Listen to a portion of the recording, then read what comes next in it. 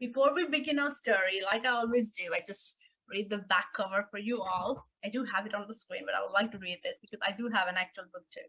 So, life can be beautiful if you make it beautiful. It is up to you. That's Eddie Jaku. And he says, Eddie lived with his family and adorable dachshund Lulu, that's his dog, in the beautiful city of Leipzig in Germany. But one day, into the sunshine of his childhood, crept a dark, heavy cloud. Not a rain cloud, much worse than that. Adolf Hitler came to power.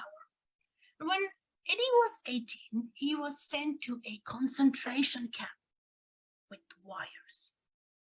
A story of heartbreak, friendship, hope, and kindness. A picture book of the extraordinary, the best-selling, the happiest man on earth by Eddie Jaku. This book has inspired me beyond measure, and I am going to read it. Are you ready, everybody? Yay! Yes. Yes. Let's do this. Now, please see my screen. I have this book. It's the cover. The Happiest Boy on Earth, the incredible story of the happiest man on earth. Eddie Jaku, illustrated by Nathaniel Ekstrom. Okay, let's do this. Okay. Happiest Boy on Earth, Eddie Jaku, illustrated by Nathaniel Ekstrom. For future generation. And that's little Eddie with his pineapple, everybody. He is very, very cute. Now, let's do this. And that's Eddie too. That's Eddie. That's Eddie. That's Eddie. That's Eddie. He has grown so big and very handsome. Let's do this. Pee-pee! We're here! We're here!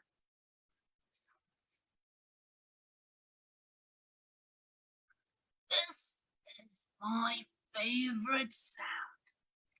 The rowdy noise of my great-grandchildren stampeding to meet me at my door. Me, Eddie, baby to them, 101 years old and the happiest man on earth. It's always a good day when the house is full of family and friends and cake, and what a cake! Pineapple! Guys, that's Baby with his grandchildren. Look how happy they look. Look at them and look at Baby. Well, he looks very handsome and very relaxed. Tell us about your pineapple again, Baby. Well, I was in Leipzig when I grew up with my mother, father, and my little sister Henny, and our grandma. Such a happy family in a beautiful city. There was a theater and a music and art, galleries full of masterpieces and opera. The grown-ups loved the opera and the university. It was built in 1409. Imagine that. Even I wasn't around then. You're funny, Pee-Pee. But most of all, I loved the Jew. We lived 5 minutes walk from lions, more lions than anywhere outside the plains of Africa. Did you hear them roaring at night? What about Lulu? Tell us about Lulu. Of course. She was the most adorable dachshund you ever yet lived. I had everything I could ever want. But there came a time when it was hard to get even simple things, bread, fruit. You don't notice things like that when you are a child. Your lives are full of changes. Your shoes become tight. Your sleeves become shorter. But my parents knew other things were changing. Everywhere in our city, and grown-ups have a way of knowing that. On Fridays, my mother baked delicious challah loaves, more than we needed, and shared what we had with other families.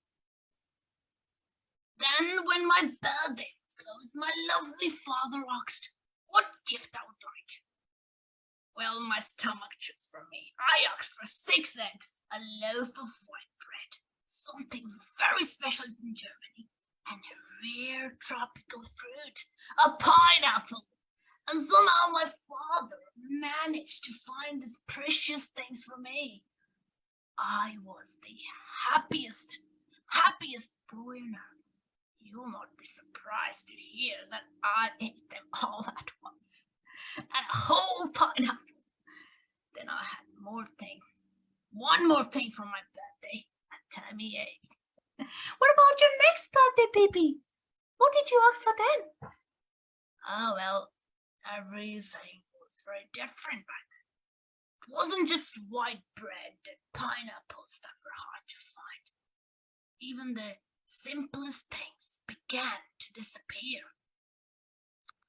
Into the sunshine of my childhood crept a dark, heavy cloud.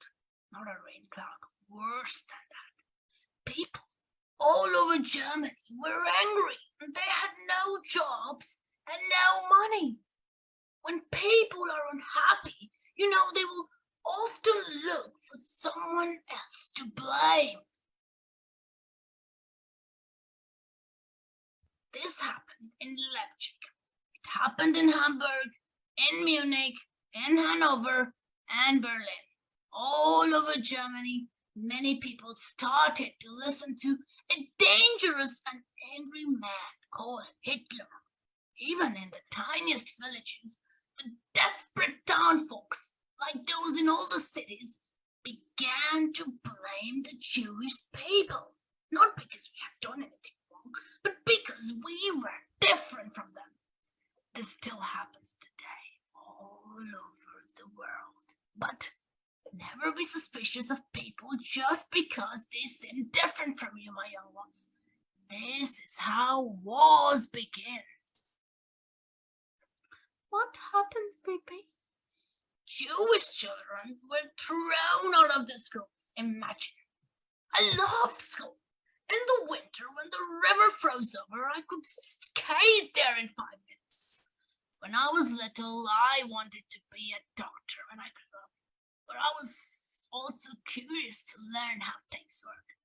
In those days, students were tested to see what they were especially good at, and when I was 13, we discovered that I would make a fine engineer. So when I was banned from going to school, I thought my dreams were over. But my clever father had a plan.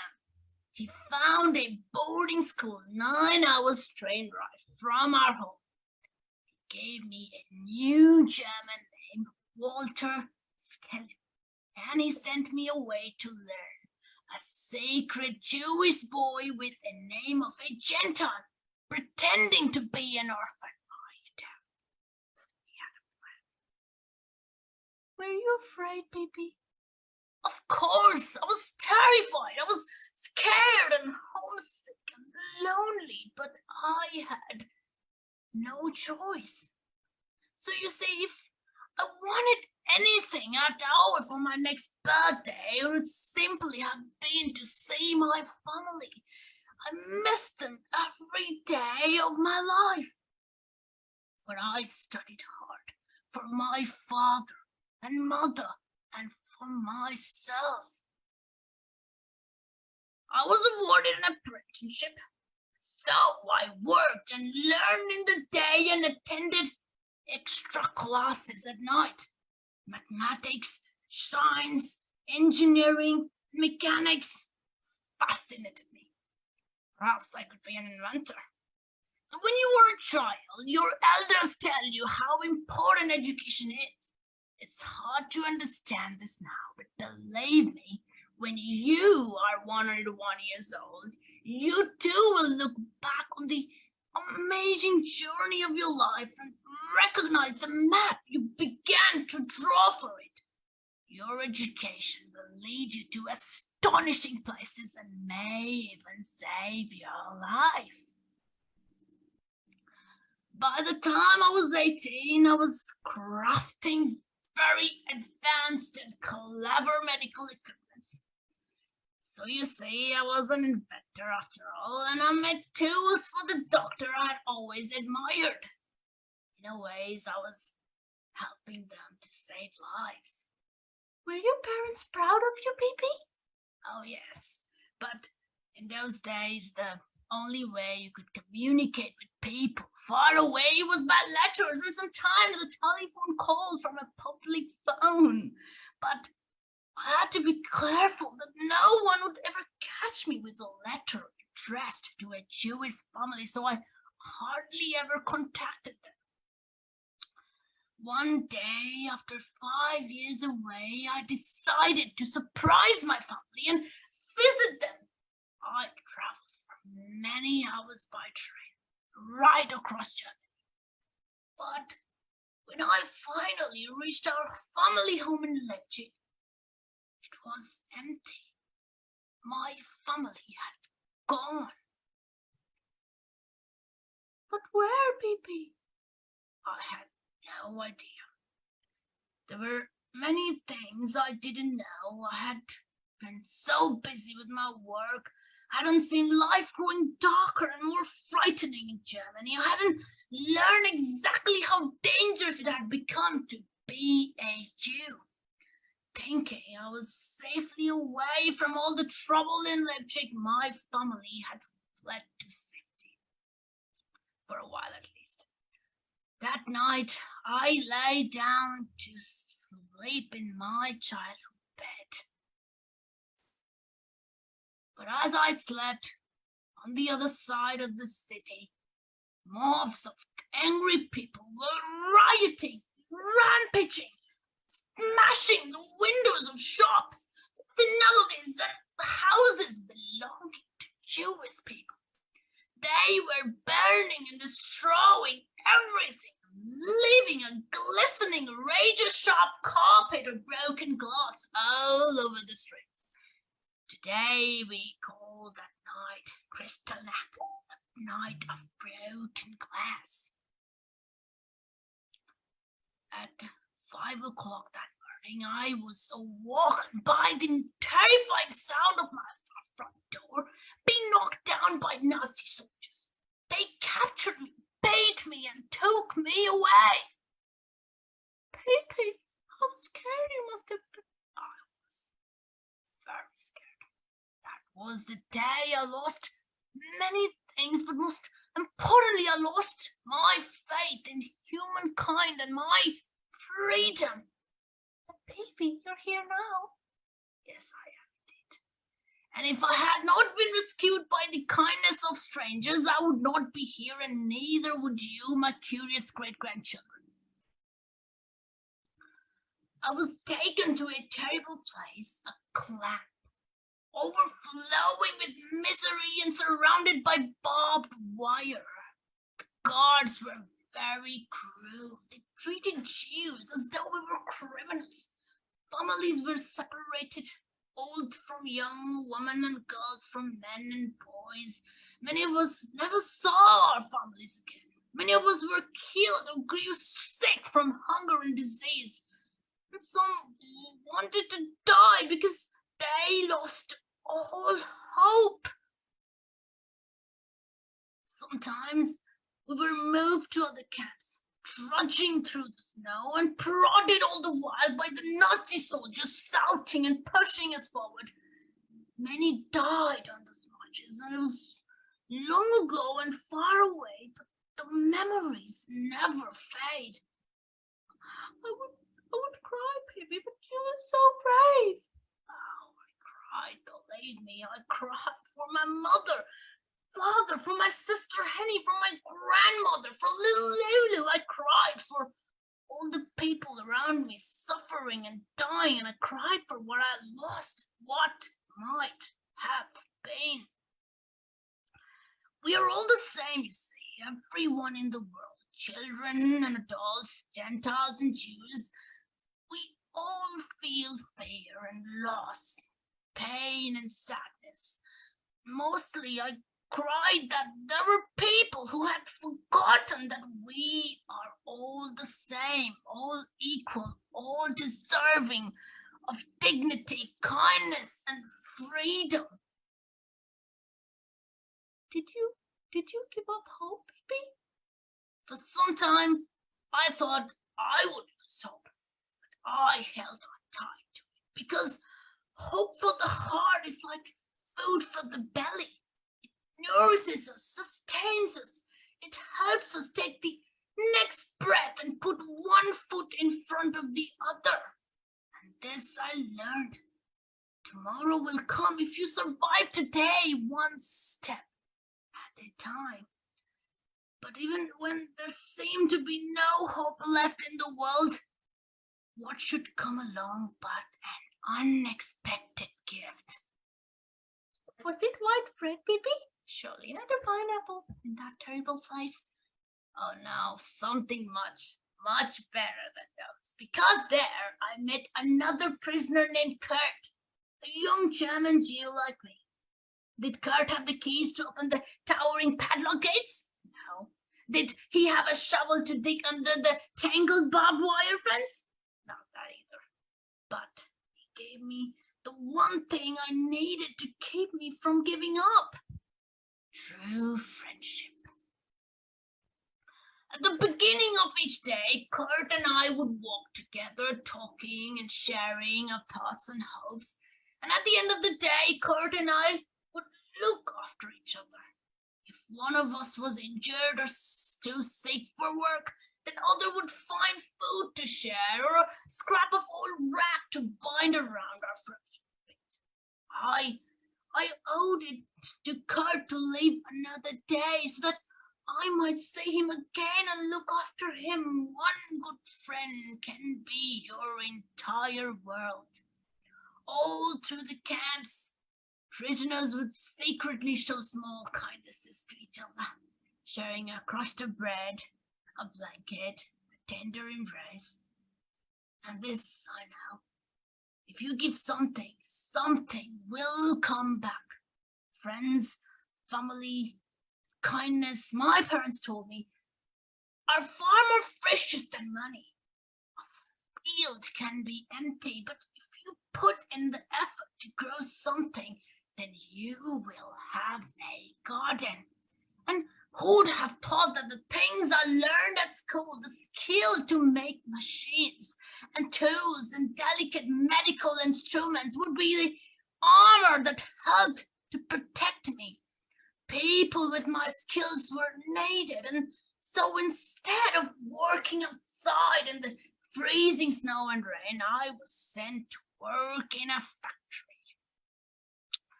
While others labored in the biting winds, I was shielded by the gift my father had given me when he hid me behind the name of a German orphan. Did my father know he was protecting me even after he was lost to me? I think he did. So you see, my education did save my life. The years of war were filled with heartache and fear. Escaping from the camp across borders, scrambling into muddy ditches, hiding from soldiers, being caught again so many times, I nearly lost my life. You were like a cat with 9 lives, baby. Yes, you would think I was a cat. In time, the world learned what was happening to the Jews, and soldiers came from countries all over the world. They fought bravely, and thousands sacrificed their own lives to defeat the Nazis. The Jewish people who had survived were rescued from these dreadful prison camps. Finally, goodness prevailed. I began to recover slowly. One day, lining up for food at a refugee canteen, I saw the most incredible sight. God, my best friend in the world, here he was, safe and sound. And then unbelievably came a second miracle. The local Jewish newspaper printed a photo of me on the pages of those who had survived the Holocaust and hoped to find other family members. My sister Henny had survived, and we found each other again.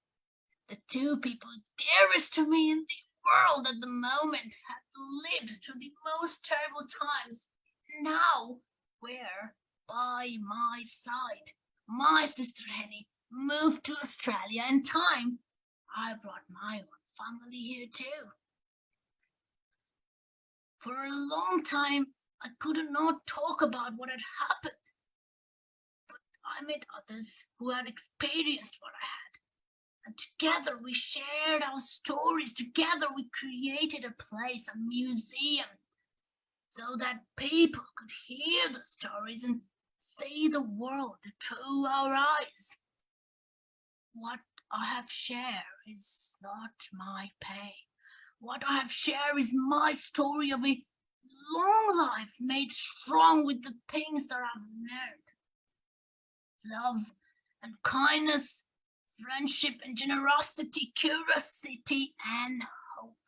These things have made me grow from the happiest boy on earth to the happiest man on earth. Now it's time for you to make the world a better place. And one day, then perhaps it will be you talking to a young friend, and it will be you who is the happiest person on earth. The end. Thank you so much, everybody, for tuning in. As you can see, there is Eddie. And Eddie is with his great-grandchildren, Joel, Samuel, Lara, Joey, and Toby. And that's Eddie with his belt, the only personal belonging that wasn't taken from him when he entered the camp. Eddie and his wife, Zor. Eddie on his 90th birthday with his grandchildren, Philip, Carly, Danielle, and Mark. Eddie with his sons Michael and Andre, and their wives, Linda and Ava. Eddie and his sister, Henny. Eddie with his mother, Lena, father, Isidore, and sister, Henny. Eddie and his good friend Kurt. Thank you so much for tuning in, everybody. I hope you enjoyed this amazing story.